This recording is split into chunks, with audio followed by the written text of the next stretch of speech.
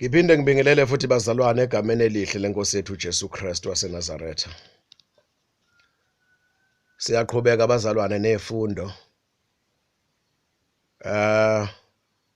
Ngokusizwa inkosi sikhuluma amaqiniso sikuKristu, siwakhuluma ngothando.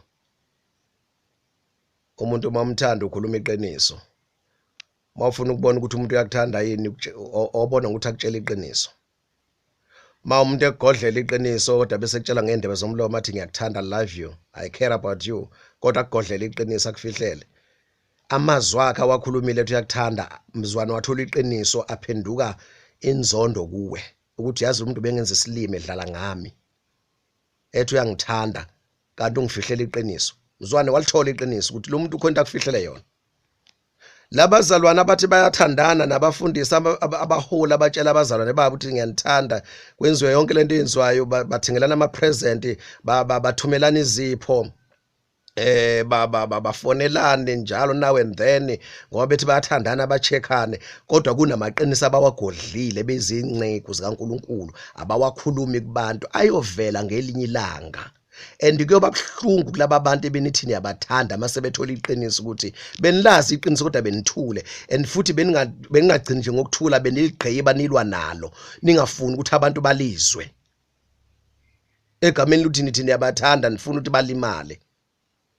Iqiniso bazalwane, iqiniso libhlungu enyameni kumuntu wenyama.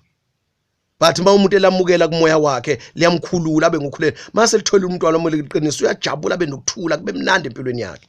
So ni deprive abantu ubumnandi basezulwini ngokuthi bathola iqiniso. Yini lento enziwayo? Ngiyaxwayisa wena mabu khona ngumholi nabantu abaholayo kunabantu abakulandelayo. Uyazi ukuthi kunexuko okuyikhuluma ekuzona. Kwakhona nje ukuthi ngumzalwana olukhuluma iqiniso kubantu bakini abangasindisiwe ubatshela iqiniso. Uyacompromise. Angisakhuluma ukuthi umholi ke, ngikhuluma ukuthi umzalwane nje, just an ordinary Christian. Usindisiwe, uthi usindisiwe egameni kaJesu, kodwa uyacompromise abatshela iqiniso ukuthi lempilo abayiphilayo ngasindiswa imbi. Baphila yonke impilo engamthosi uNkulunkulu, beza zonke izinto zokuhlabela izithombe, benza yonke into lana yenkanuko lana, yabona. Uyayazi impilo abayiphilayo ukuthi is not right, kodwa uthi mina nje ngeke ngisho lutho kuba ngisindisiwe, angene endabeni zabo. Awubatshela iqiniso ukuthi bazoya esogweni. Uthule nalelo qiniso. Igazi labo lobuzwa kuwe ngoba nje ukhona lapha ekhaya usindisiwe, ufuna ubatshela iqiniso and bazokuzonda. Mase uthola iqiniso nje lenye order engibuya kuyona, uJesu wabanikeza iqiniso abapostoli, izwe labazonda. So mase uthola iqiniso lika Jesu vele bazokuzonda, kodwa susa igazi labo esandleni sakho, ezandleni zakho, ubatshela iqiniso kusale ngakubo.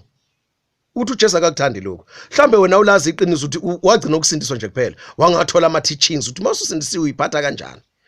Noma unembeza wakho ukutshela ukuthi lokho akusafanele ngikwenze mangithi ngisindisiwe, awunaki lo nembeza lowo. Njengoba manje uNkulunkulu wenza umusa, wenza ama means uNkulunkulu ukuthi uzwe lenkulumo, so that uzolithola iqiniso liphelele, so that uzophenduka kwa wena uqobo. Mase uphendukile hamba utshela abanye abantu. Ngizofuna sibuke nje manje bazalwane natural disasters abhalwe eBhayibhelini, Old and the New Testament, ekuveleni kwenkosi ngosuku ukuqhamuka kwenkosi, ukubuya kwenkosi kuthiwa usuku lwenkosi, kubizwa ngamagama ahlukene. So ke le doctrine noma le teaching ethi kuzoba nephihliphihla emhlabeni, abazali abasindisiwe behlwithwa, bese kuthi imshini akade beyisebenzisa, imoto akade beyidrive kuzoba uphihliphihla emhlabeni. Bazalwane, izwakala iqiniso kodwa elingilona iqiniso. Iseceleni kweqiniso lona. Yebo uphihliphihla buzoba khona emhlabeni, iBhayibheli alivezi ukuthi kuzobe kungenxa yalokho. Then lokho sekuyitheory yabantu, sekufundisa kwabantu, sekucabanga kwabantu, sekuyi-idea yabantu ngoba bengafuni ukwenza izwi, bafuna ukuyikhava, bayiduduze ukuthi bazohamba nenkosi uJesu behlele esonweni kwi-world system. Sengichazile kwenye order.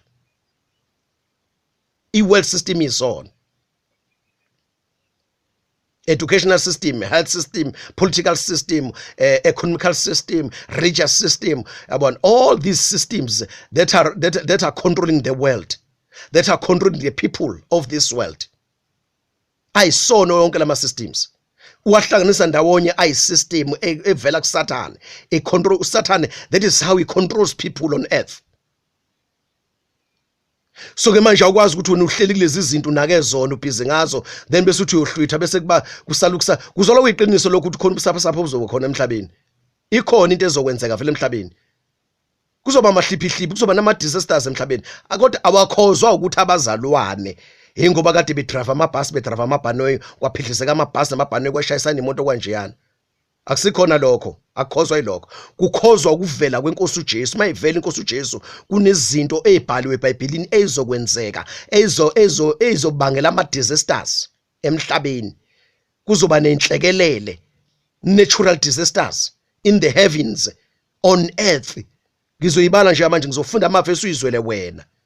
So iBhayibheli lifundisa lokho ukuthi ke izinto ezizokwenzeka nazi ezizokwenzeka ekufikeni ekubonakaleni ngiphulweni kwenkosi uJesu iqhamuka izolanda abangcwele noma futhi isibuya futhi isizomisa umbuso emhlabeni. As long uJesu evela embulwa, then nazi izinto ezizokwenzeka.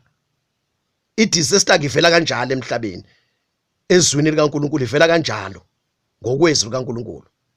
So you must be very careful.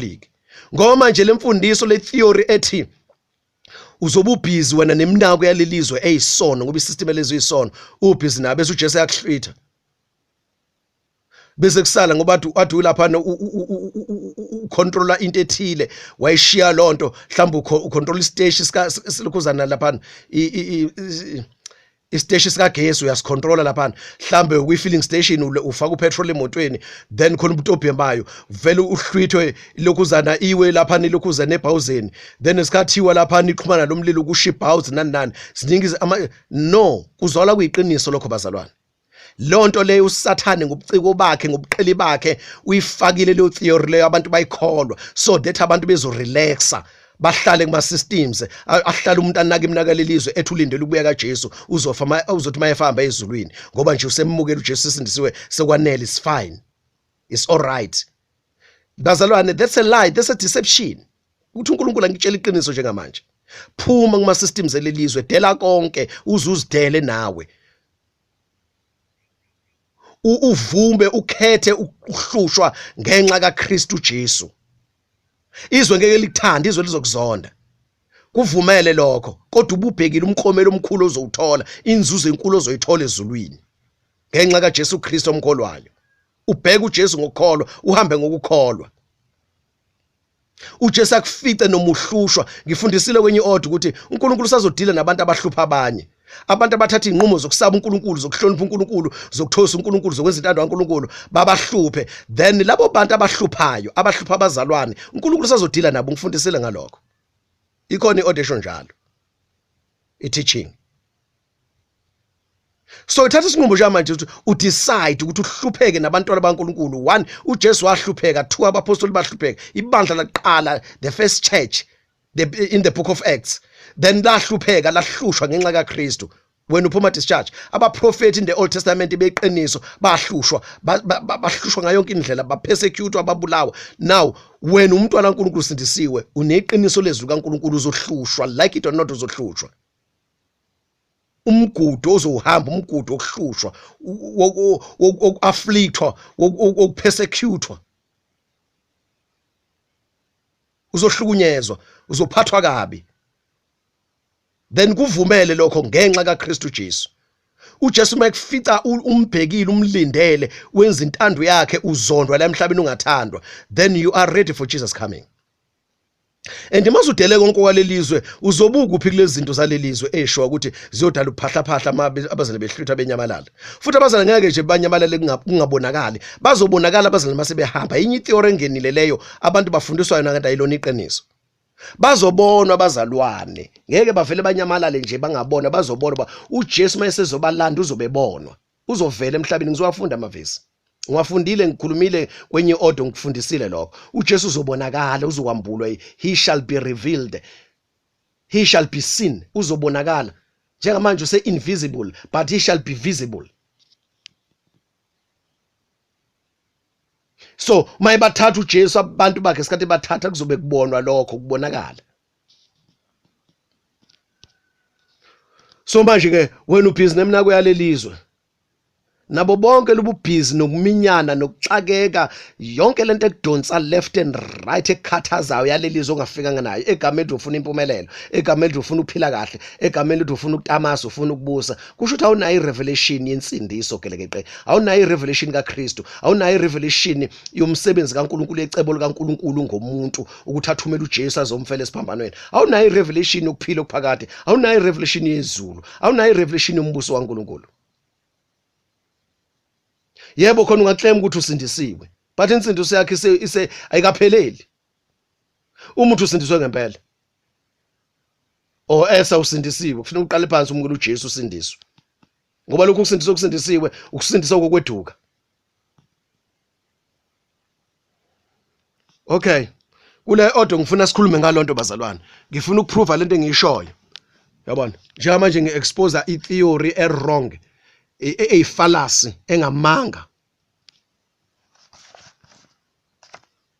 Ngikuneza manje imfundiso, a sound doctrine, a true doctrine of Jesus Christ, izwi kaNkulunkulu eliqiniso.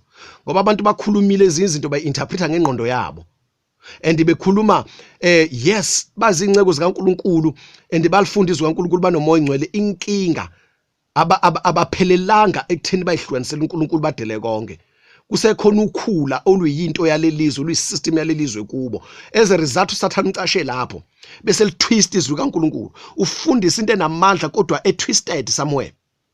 And lento mayihamba, only the discerning abazokwazi ukudictate that deception. But abantu abaningi babhizi ngemnako yalelizwe, babhizi ngezinto, baxakekile, abakwazi ukudiscern, besindisiwe, and they fall under that deception. Okay, yeah, terrible and fearful catastrophes, the things that will happen on the coming of our Lord Jesus Christ when he appears, when he is revealed. Ngifuna ukufunda amavesi nje aveza ukuthi uJesu ma ebuya yini ezokwenzeka emhlabeni. Ubone ukuthi khona i-disaster izoba khona, uphihliphihli buzoba khona, inhlekelele izoba khona, kodwa azidalwa ukuthi abazalwane bebebhizi neminako yalelizwe. Zidalwa yilokhu ukuthi uJesu yeza ngenkazimulo, uza ngamandla amakhulu enkazimulo yakhe, ngamandla ezulu. Uma ngabe kune glory, where there is a glory, kunezinto ezitangible zokuthi kune glory kaNkulunkulu. Khona izinto ezingama signs ezibonakalayo physical ukuthi impela khona inkazimulo kaNkulunkulu. uJesu mayeza ngenkazimulo yakhe enkulu, enkazimulo yakhe enkulu, kunezinto ezophazamiseka zemvelo ba uyena uJesu odala amazulu nomhlaba. So lokhu uNkulunkulu akudalile ngoJesu Kristu, uJesu Kristu akudalile uNkulunkulu, kuzophazamiseka in his coming, in his appearing. Ngaleso sikhathi ke bese abazalwane bayahlwithwa, bayahamba. But then mabe esithela uJesu nenkazimulo yakhe, ilanga liphazamisekile, inyanga iphazamisekile, inkanyezi iphazamisekile, then intaba iphazamisekile, ulwandle liphazamisekile, then yonke nature iphazamisekile. Aflathele uJesu nabangcwele ahamba ezulwini, asithele nenkazimulo yakhe, lisala ilanga liappearishe. Kukhona idisaster yodwa emhlabeni, izinto zimapeketwana. Imfundiso ke iqiniso leyezwi kaNkulunkulu. Asiwafunda amavesi njengamanje, noma ngizoqala ngikunikeze ukuze mhlambe mangasakwazi ukuthi ngiwaqede. Yabona, sengichazile nje manje ukuthi yini uyifundayo kulamavesi. Ufunda iqiniso eliphelele ukuthi ubusaphasapha nobuhliphihliphi, yabona, nenhlekelele zizodalwa yini eqhamukeni kwenkosi uJesu. Azizukudalwa ukuthi abazalwane basemafemini, basemabhizinisini, basemnyangweni kahulumeni bashayela, badrive enkampanini, badrive amabhanoyi, babhizi ngayonke imisebenzi yeminako yalelizwe eyisystem yesono. Iphihliphihliphi abuzukudalwa yilokho ukuthi bazobe behlwithiwe bashiya lezo zinto kwasala kwaphihlizeka. That's a wrong doctrine. Akukho eBhayibhelini lokho. Into ekhona eBhayibhelini, then into ezodala uphihliphihli emhlabeni ukuza kukaJesu ngenkazimulo yakhe enkulu. So lama verse engizokunikeza wona afundisa lokho. Ukholwa itheory yabantu noma ukholwa izwi kaNkulunkulu? ngenxa ukuthi ubhizi emasontweni nimeme inceke ukuthi ayizoshumayela ifundise ngalezi zinto zifike ichaze lezi zinto ezichazayo kodwa ezinobuqiniso omngelona iqiniso ukuthi uphihliphihle buzokwenzeka kodwa kulona iqiniso ukuthi ikhoze yalobu phihliphihli then uyini ngizoveza nje manje ukuthi ikhoze uphihliphihle obuzoba khona emhlabeni uJesu Kristu eqhamukeni kwakhe uyena ozonyakazisa amazwe nomhlaba kuphihlizeke izinto then ngaleso sikhathi ke abangcwele bese beyakwazi ukuthi ke bahlwithwe bahambe right uzofunda uMathewu chapter 24 verse 29 to 31 uzoyithola le ndaba lapho uzofunda uAmose chapter 5 verse 20 chapter 8 uAmose chapter 8 verse 9 uzofunda uZefaniya chapter 1 verse 14 to 15 uzofunda uLuka 21 verse 25 to 26 akufunda ukuthembeka nje uyifundele wena iBhayibheli uyicubungule lento sengiyifundile mina ngizama ukonga isikhathi nje ngamanje Izenzo chapter 2 verse 19 to 20 uzofunda lapho Isambulo 16 verse 12 to 17 uzofunda lapho 2 Peter chapter 3 verse 10 uzofunda Angwaqedanga lamavesi akhona namanye kodwa ngicaphune lawo khona umqondo azowenza kuwe ukufakazela lokho engikushoyo ukuthi ubuphihliphihli emhlabeni obuzoba khona lithi ibandla maselihlwithiwe kusale kune disorder kune chaos kunenhlekelele lokho kuzobe kudalwa ukuza kwenkosi uJesu ngenkazimulo yakhe enkulu Alright manje ke ngoba abantu bayathanda ukuthi ke silifunde ndawonye izwi ake simvule lo Mateyu chapter 24 verse 29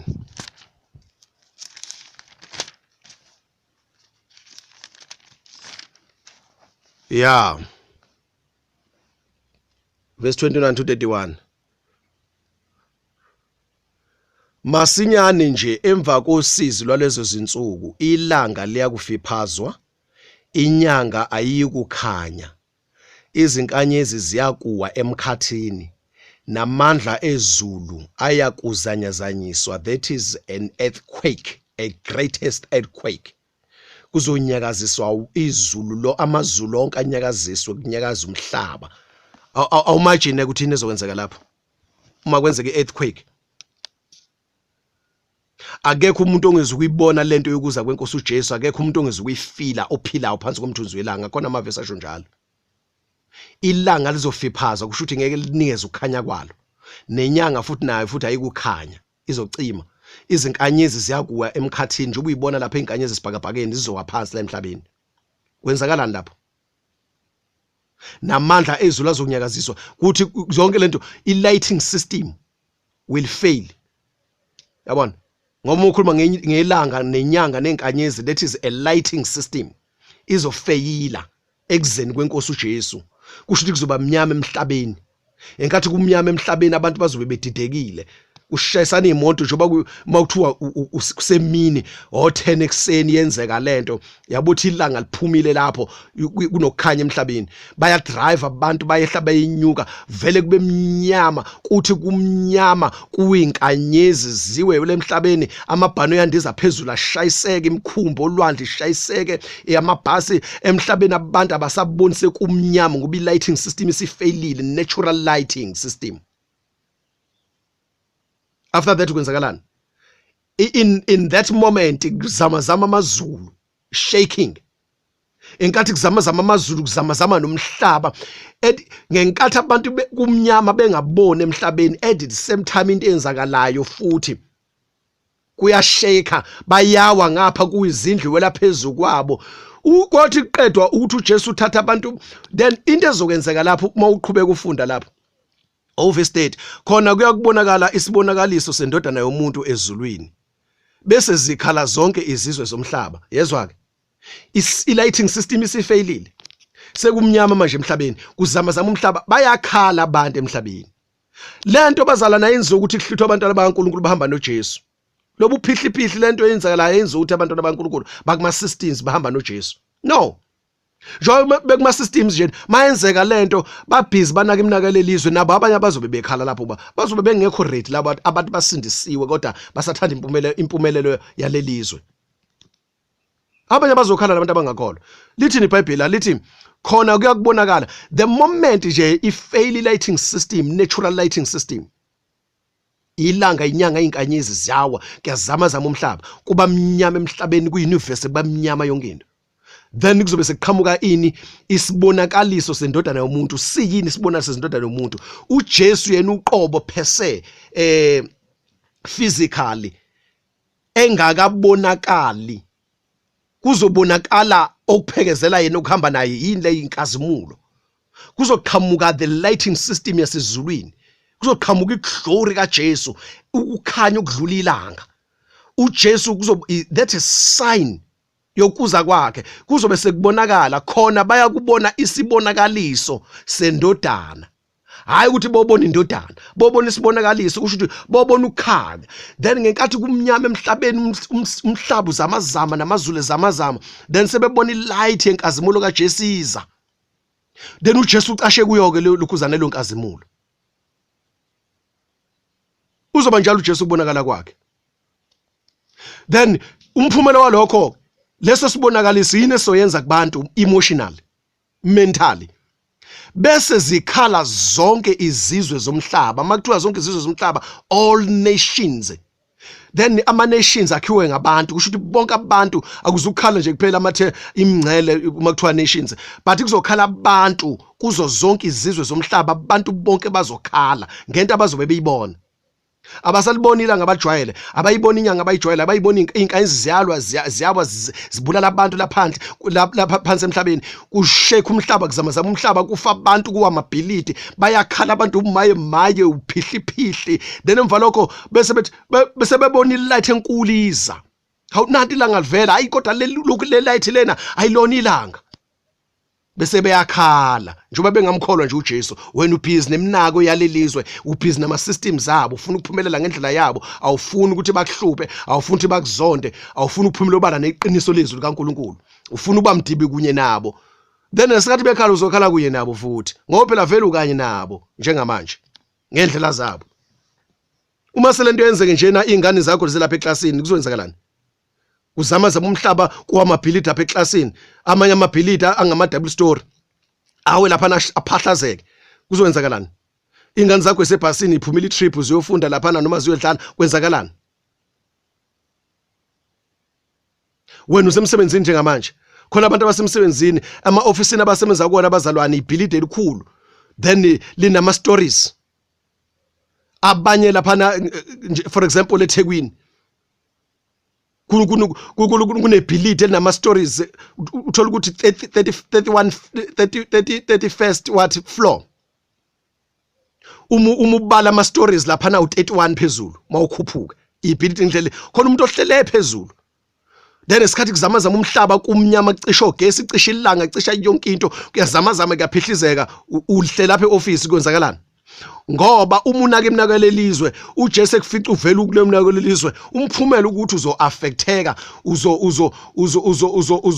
uzohlanganyela into ezobe yehlelizwe ngaleso sikhathi. Ngoba uJesu abakhe mayibalanda, then bazoqoqulwa ngokuphazima kweso, baphambane nezinto ezobe zenzeka.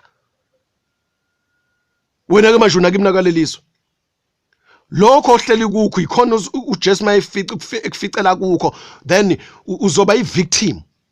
Ngoba manje ufuna ukudela konke wena. Ufuna wena ukuthi kuhambele kahle la emhlabeni, kube mnandi, bakhulume kahle abantu ngabe bakuthande, yabona, ube ngabahlobo nabo.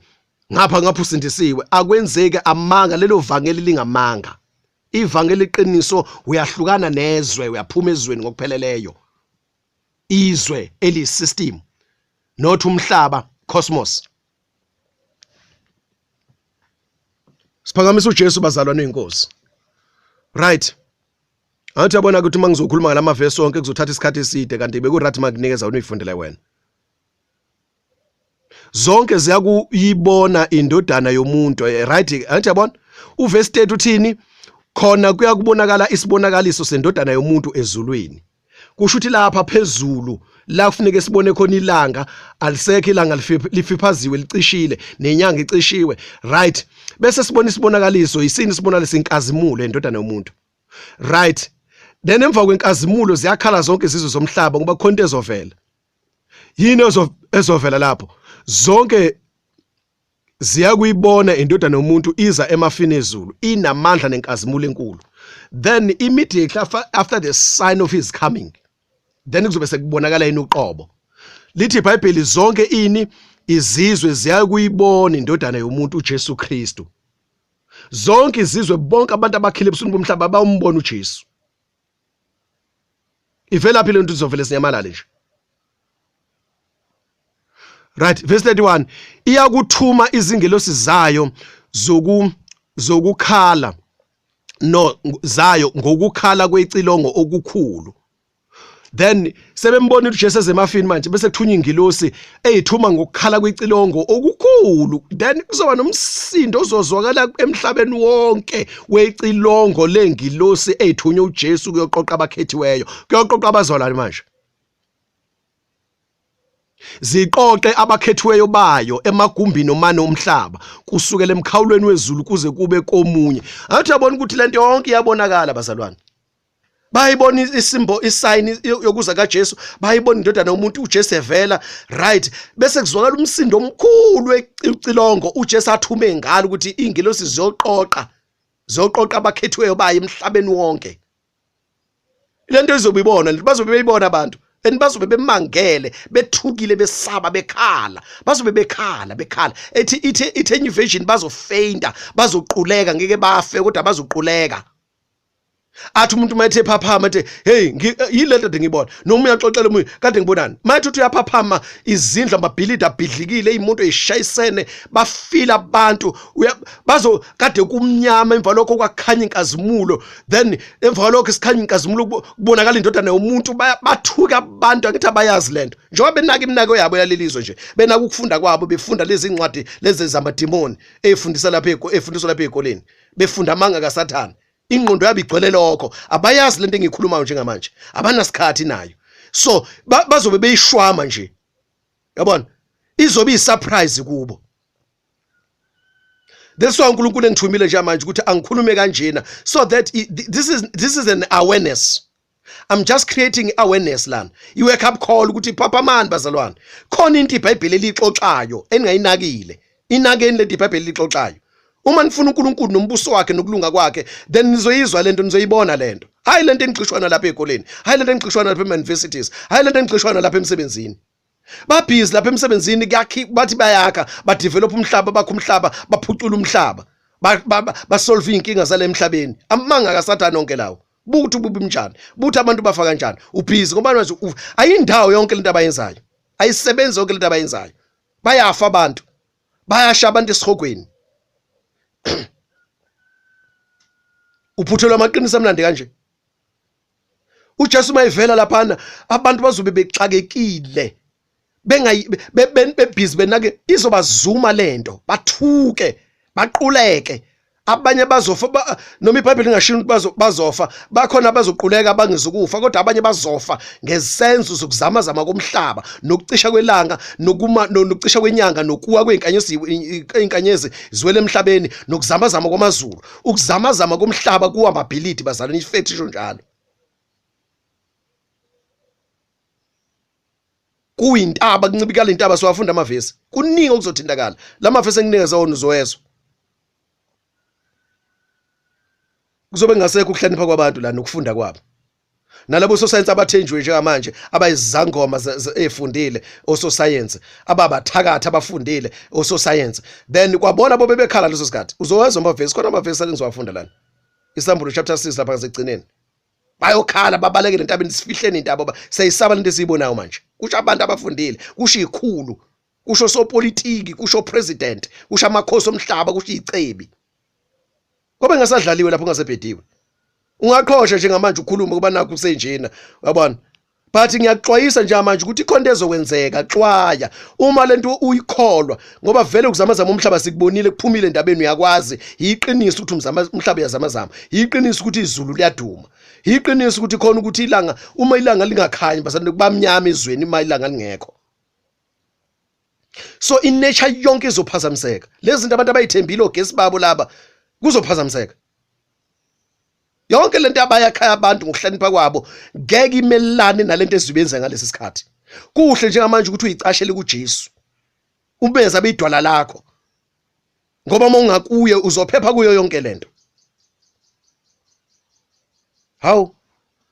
Ungizondela nje leli qiniso engilikhulumayo.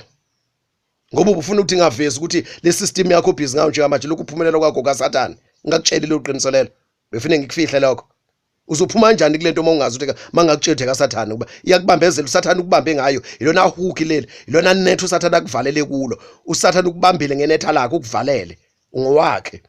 Uyabona uma ufaka inet emfuleni udoba ubamba ofishi ngisho ukuthi ufishi yathanda uma uthanda usubambe enethini wena ocontroller manje uvalele enethini ucontroller uSathane ngale system and uJesu uthe singayithanda isystem singalithanda izwe nakho konke kulo uthanda izinto zalelizo ufune ngakutshela lo qiniso lelo. Ngikutshela iqiniso manje.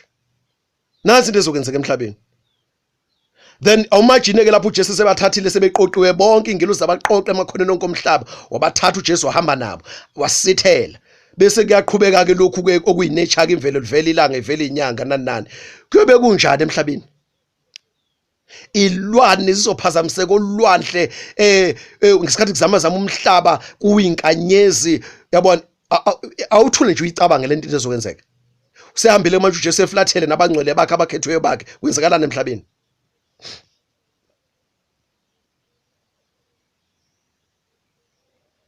Okay. Uma ukuthi lokhu kuza kaJesu kubhaleke la kuMateyu kuzobe ngisikhona lokhu kohlwithu kuzobe kuyilokhu kwerap kwelokhuzana kwe-second coming. Usebaqoqele kuJesu abakhethwe bonke bakhe manje useyanabo lapha eJerusalem. Lobu phihliphihle ubukhona emhlabeni ubani ozoqhubeka nabo. Kuqala phansi manje ikhishwa imshini abanye upresident bafile amanye ama government officials alapha phezulu afile okuyiwona afuneka approve izinto assign izinto authorize izinto ezithile kuzobe kune chaos kuzobe kune disaster inhlekelele kuzobe kune confusion abantu bazobe bedidekile bebhlungu bekhala awimagine into ezobe lapho. Then ke vele ke amanye amavesi siwafunda nje manje akhuluma ukuthi kuzobe kunomlilo futhi ngwashilo amanye amavesi kwamanye ama-order ozobushisa uqothulo ba vele nje ube isiphihliziwe uNkulunkulu inhloso yakhe uthi anyakazise yonke lento vele uyayibhidliza manje ngenjongo ukuthi ufuna ukuyishisa ubambelele lezi zinto okwenza lelizwe ke esazoqedwa esazoshiswa kanjalo ukhohliswa uSathane ukuthi kumnandi uTamase ngapho usindisiwe umnandi usindisiwe kodwa futhi ngapha futhi ubhizi nabantu bezwe nemnako yabo nesystem kaSathane. Okay. Mhlambe kuyasiza vele ukuthi siwafunde ndawonye ngoba mhlambe khona izinto engeke zambuleke kuwe mabe kuthiwa ngichazanga ngikhulumanga. Lokho esengikhulumile nje sekukusizile. Ngoba mhlambe ubuyifundela wedwa ubunge uzukubone. So kulungile bazalwane. Siyambonga uJesu wethu. uJesu Kristu inkosi enayedwa uyabusa kuze kube phakade. Sishumayela yena abazalwane, sishumayela ukuphila kwakhe, sishumayela umbuso wakhe. Ake sibuke lapho uAmose manje chapter 5. uAmose chapter 5 verse 20. Sikhuluma ngamavesi nje akhuluma ngama-disasters azokwenzeka ngosuku lwenkosi la inkosi uJesu Kristu ivela khona ibonakala khona ingamanga idoctrine ethi kuzoba nophihliphihlo ngoba kwafundiswa lo doctrine kuphela kwaqhama lokho ukuthi kuyoba nophihliphihlo emhlabeni abazalwane behlwithwa kade besemsebenzini bavele banyamalale amanga lawo bazalwane. And kwesisikhathi uma uyifunda phansi kuba ngiyayihlola izinto bazalwane.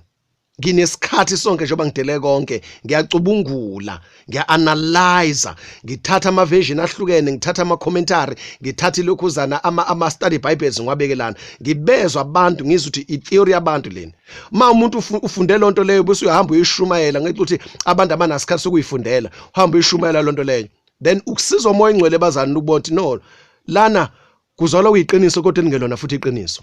Umoya kaNkulunkulu uyakutshela. Uyezwe emoyeni wakho ngaphakathi ukuthi no khona into engekho right.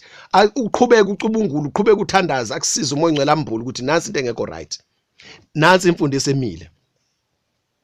Ngiyazazi ama theories lawa ngifunde ezinye izinto efuna kulabantu abafundisa ngerapture ababhala incwadi nama study bibles bechaza indaba yerapture. Ikhona lonto kwabanye, hayi bonke.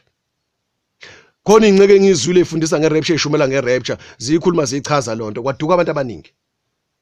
Ubungazi nami khona izinto engingayikhuluma unaware, ignorantly. Uthi ngithole leso sambulo esincane ngathola lolu lwazi okuncane isikhathi ngenze research ngithandaza ngifunde iBhayibheli ngathola lokho ngagijima ngokukhuluma ngakho kanti akuphelele kanti futhi akuqondile. Then kuhle ukuthi uyihluphe ungayiyeki ukuyihlupha ngoba mase bekubiza abantu left and right ugcina usuduma ungasenaso isikhathi uqhubeka kulokhu phinda phinda iphutha kanti into iyiphutha. iBhayibheli likufundisayo ubuphihliphihle obuzokwenzeka buzokwenzeka ngenxa yokuvela kwenkosi uJesu. Lama verse ke expose lokho isifundiso seqiniso. Ngicabanga ukuthi uyayizwa lento engishoyo nengigcizelelayo njengamanje. Amos chapter 5 verse 20. Ngabe usuku lukaSimakade lungubumnyama hayi ukukhanya. Luyisigayigaye esingenakho ukukhanya na? Yes. Usuku lukaSimakade lapho ededela khona uJesu emrelease ethi hamba manje emhlabeni uyolanda abantu bami. Then lolo suku lolo lukaSimakade kubizwa ukuthi usuku lukaSimakade luyini lubumnyama akukho hayi ukukhanya. Luyisigayigaye esingenakho ukukhanya. Lo muntu ukhuluma sakubuza lana. Into enjalo vele.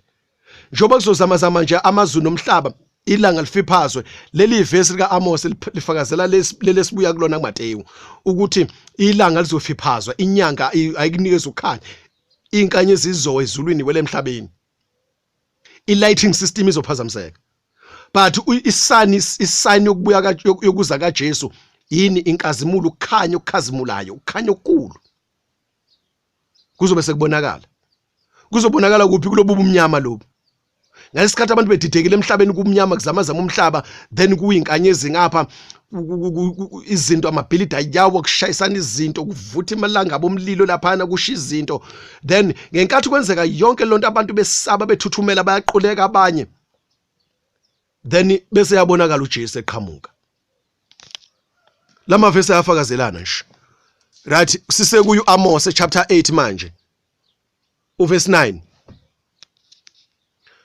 Ngalolo suku ngiyakwenza ukuba ilanga lishone emini. Kuthi kusemini nje kungo12 uvele lishone ilanga kube mnyama. Ngenze kube mnyama emhlabeni emini kwabha. Ngenze kube mnyama emhlabeni emini kwabha. Kuvele kube mnyama emhlabeni. Kusho inkosi uSimakade uAmos 8 verse 9.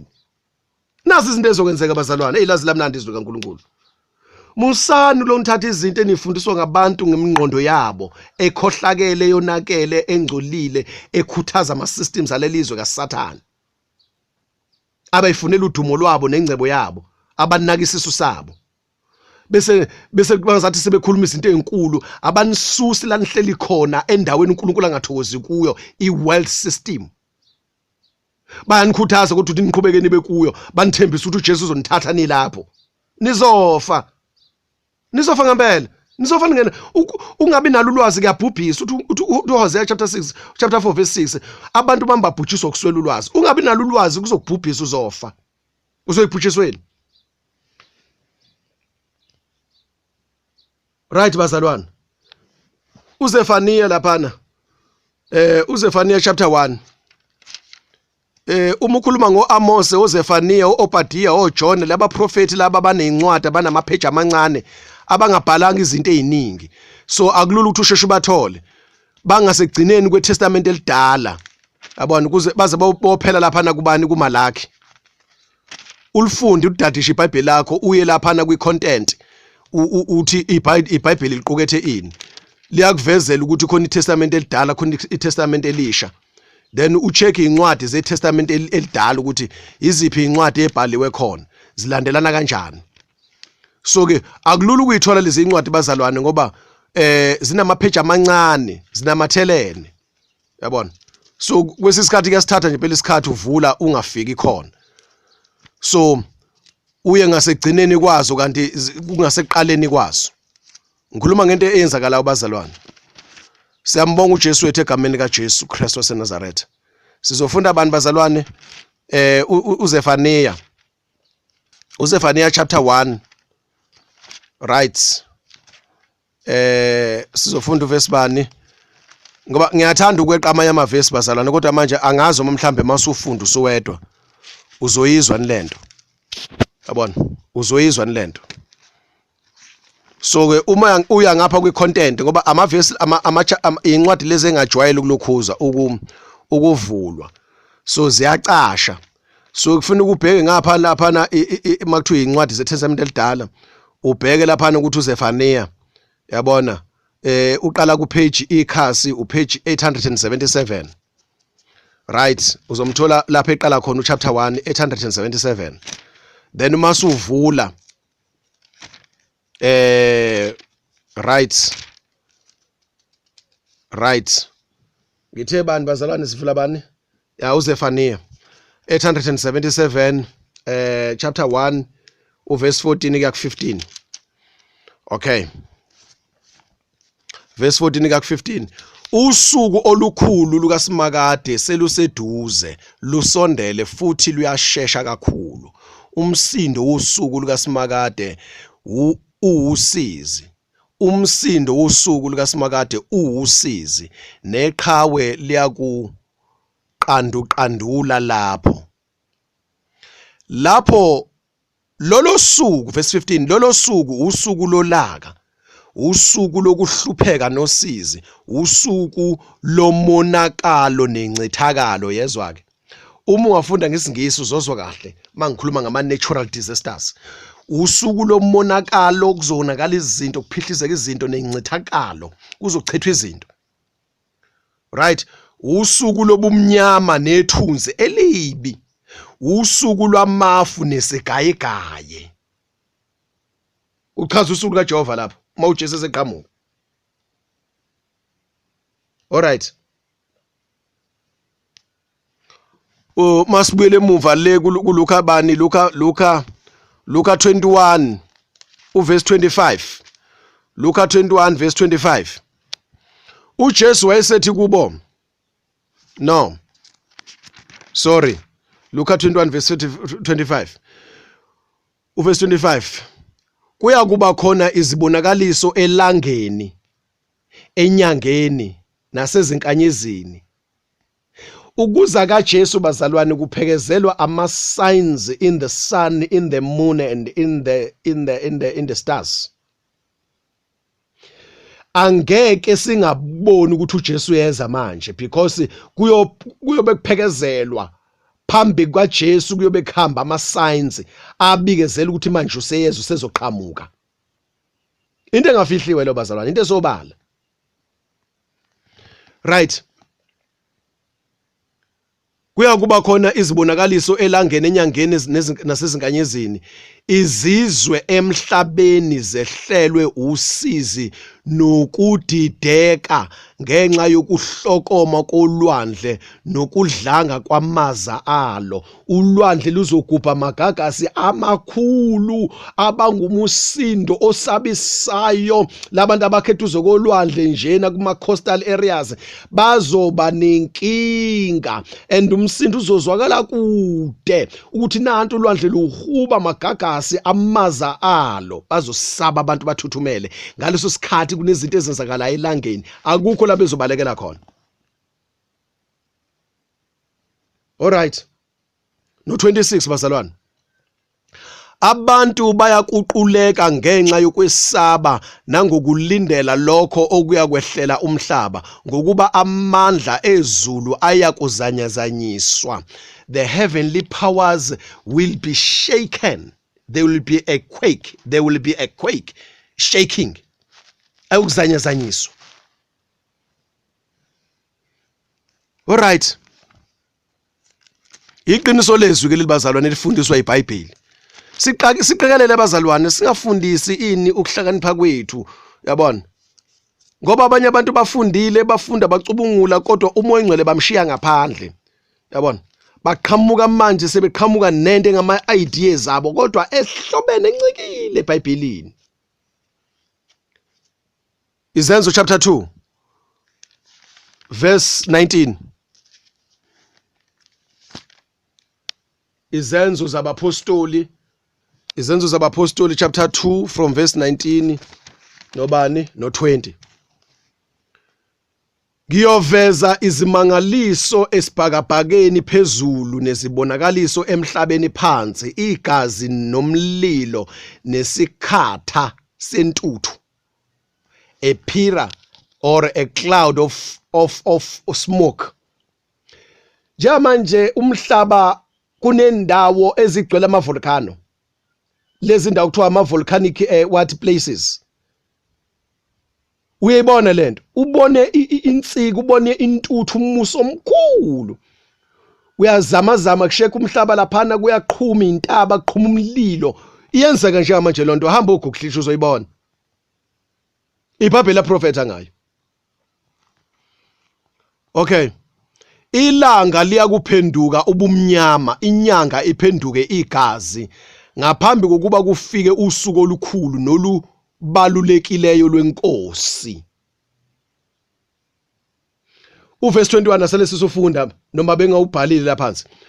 Kuyakuthi yilowo nalowo obiza igama lenkosi asindiswe. Uyezwa ke manje? Lowo okholwa inkosi uJesu osindisiwe gelekeqe. Olalela uNkulunkulu ngemiyalo nemithetho yakhe, ogcina imiyalo kaJesu. Uthi uJesu ongithandayo ugcina imiyalo yami. Mathi uJesu ungalithandizwe akalithandizwe. Mathi uJesu udela konke udela konke. Uyamthanda uJesu lo muntu ugcina imiyalo kaJesu. Labo ke abakhuleka ke ababiza igama lenkosi uJesu bayakusindiswa. Mathi uJesu obekezelayo kuze bese kupheleni uyakusindiswa. Kuyobe sekuyisikhathi sokusindiswa. Lokho kusindiswa manje sokusindiswa kokuhlengwa ukuthi lento ehlela umhlaba thina siyasuswa kuyo, siyabalekiswa kuyo. Yilokho kusindiswa lokho. Sithathwa physical manje siyaguqulwa. Umzimba wethu wenyama ufayo ubhubhayo, mortal bodies. Sifakwa imizimba engafi. Yasithatha inkosi yasibalekisa manje ngoba sekuyisikhathi losuku lwentuthelo kaNkuluNkulu. Isikhathi solaka kaNkuluNkulu manje olwehlela emhlabeni. Kuphi ke manje ukuphika kwakho nokudeza kwakho inkani? Umuzwa leli qiniso leli. Hayi bazalwane, asiyeke nje ukudaza inkani.